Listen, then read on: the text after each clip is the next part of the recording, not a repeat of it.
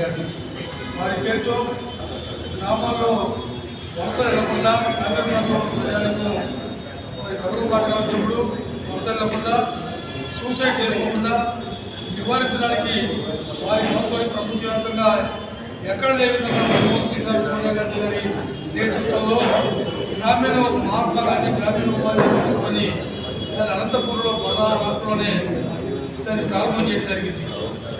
ఆ విధంగా ఆ కార్యక్రమంలో అనేక రకాల ప్రయోజనం గ్రామాలకి గ్రామాభివృద్ధికి మరి పునాదిగా ఉంది. దాని పేరు మార్చి రామోజీ పేరుతో పెట్టడం చాలా తప్పు. మహాత్మా గాంధీ చేసిన దాటే పుట్టు పెట్టారు. ఇవాళ భారతీయ సాంప్రదాయానికి విరుద్ధంగా ఈ దేశంలో బీజేపీ పాలన సాగుతుంది.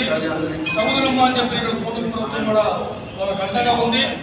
వీళ్ళ సాగర పాలన వస్తుందని చెప్పి మనం చేసుకుంటూ గ్రామీణ ఉపాధి హామీ పథకానికి మహాత్మా గాంధీ పేరు కొనసాగించమని చెప్పని అది all India Congress committee, Andhra Pradesh Congress committee, జిల్లా నగర కాంగ్రెస్ కమిటీ పిలుపుని ఆ పిలుపుగా సాధించమని మేము